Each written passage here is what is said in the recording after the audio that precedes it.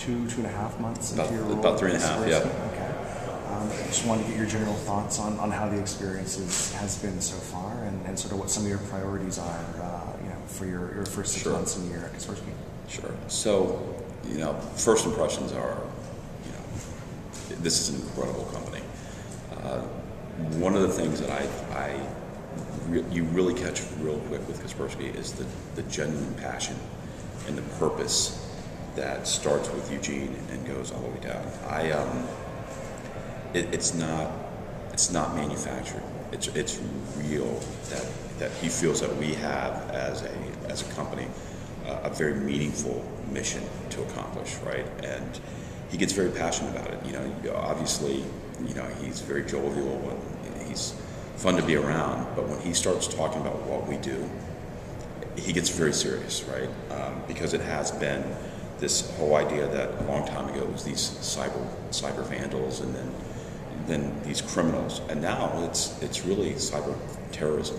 So what we do is important, and the company does take it very serious, and there's a passion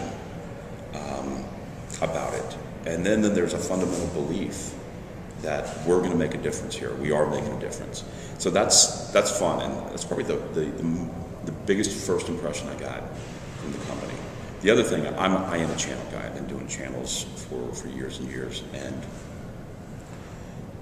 there is without a doubt the most support I've ever seen for a channel strategy. Goes from Eugene all the way down. I mean, these guys are absolutely serious. I don't have to go to them and explain what the channel is, why they are important, why we should invest. It's more how, right? It's not why, and that's refreshing. So that's important to me. So my priorities as I kind of walked into this is, number one, learn the company, learn my team, and then start structuring it where we're taking advantage now of these real strengths that we have. That we play on these strengths, because I don't know if we've always done that in the past. Right? When you're kind of small and you're saying things, you don't have as big a voice, or you don't probably leverage some of these things as well as when you start getting a little bit bigger. Okay.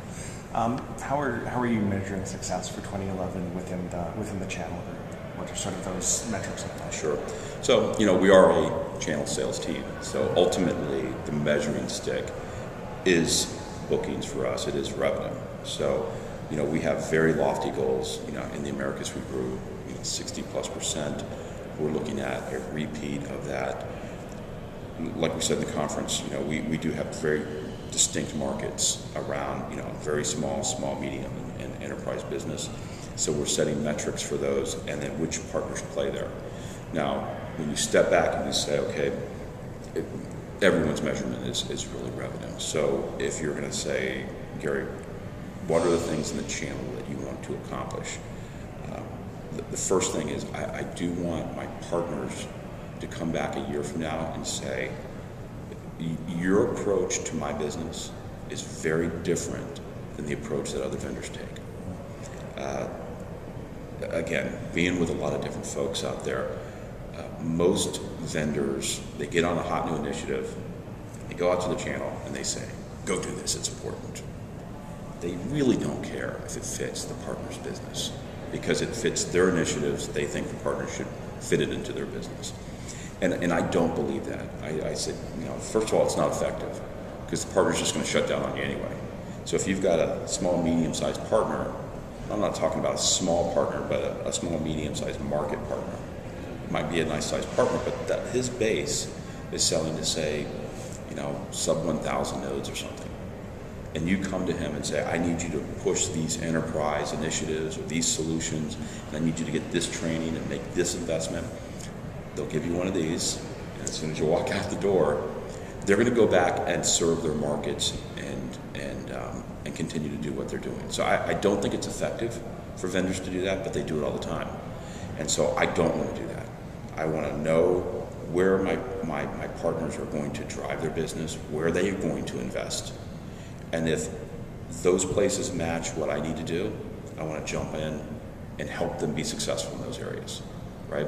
If they're going places where I'm not going, then I want to know that too, right? It's only fair, because if not, you're kind of pushing rope uphill.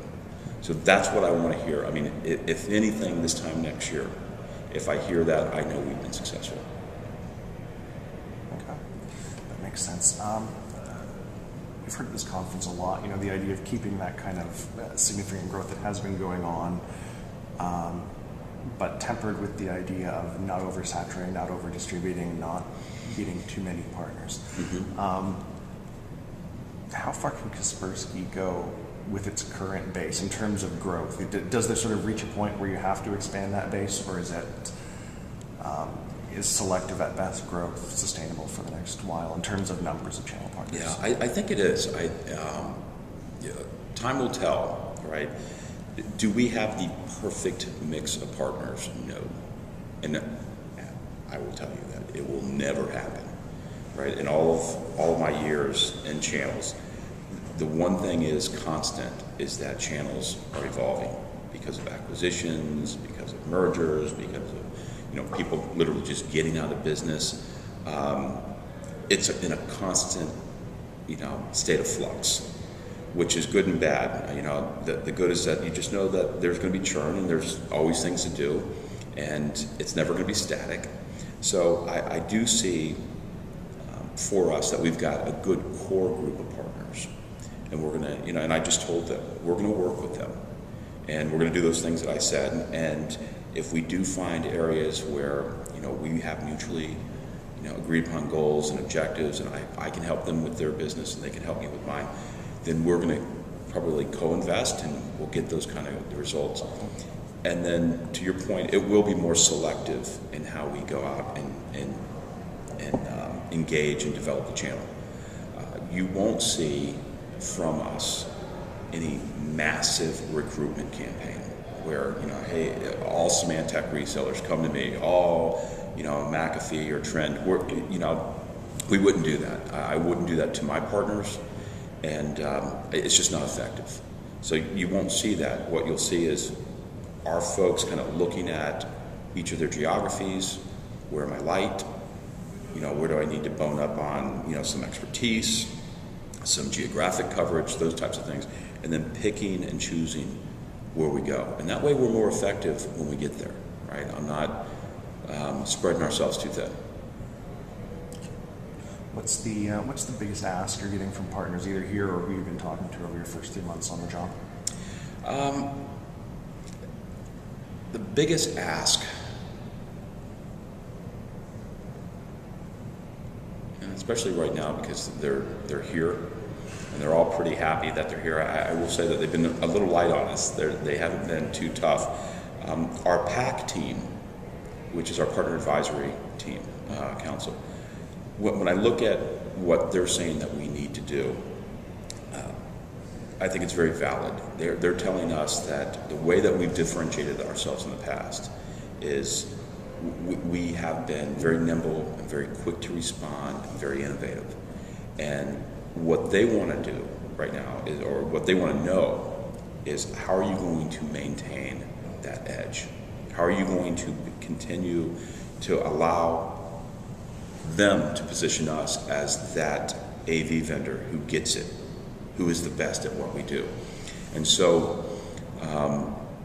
that's going to be a concern of theirs, right? Because the more that we grow, the more things that are going on, and we can be less responsive if we don't watch it. We can be a little bit slower to innovate, and if we don't watch it. So in the past, I think our focus on malware and AV has really kept us as that leader, and they want to make sure we don't lose it. So that's probably, if I'd say, again, the general population has been pretty nice to us this week, but our PAC has been, definitely that would be the area that they would say, make sure you don't lose this edge, and reassure us that you're not going to lose this edge. The PAC is what, about 9 months old, 6 to 9 months old now? I think it was introduced. About a year. Okay. Yeah. How is that shaping sort of what you guys are doing in the channel, and how do you see that group, that community evolving in terms of its role in shaping the Kaspersky channel program? Oh, yeah, great question. So You know, my first real interaction with the PAC was a couple months ago. It was a follow-up to, we took them out to Moscow, and they all gave a part of a larger global PAC. They all went to Moscow and they gave a lot of feedback, and they had some good conversation. We had the follow-up call on that.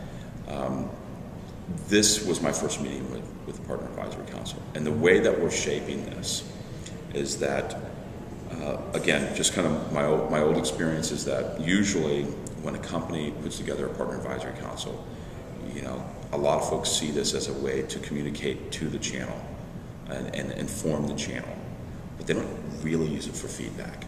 You know, they kind of go in with 100 PowerPoints and say, here's my roadmap, here's my initiatives, this is what I'm doing, this is my marketing, and then they go back to their boss and say, yep, talk to the channel. Now, if you talk to any of our PAC members, what you're going to probably hear is that we work them pretty hard, right? We ask them to step outside their own organizations and think about the markets we serve, think about the channels that they represent, and then give us direction. And if anything, what we try to do is moderate the feedback coming to us. But I've asked everyone who's working with the advisory council, don't make a statement without asking a question. And that really worked for us. I mean, that's really working for us. So where I see them having impact for us is there's a couple key areas we got to get better. The first one is we really need to think about the technical IQ of the channel around Kaspersky and the technical IQ of our customers, and really understanding what we have and how we get it out there. And I think the Partner Advisory Council can help us with that.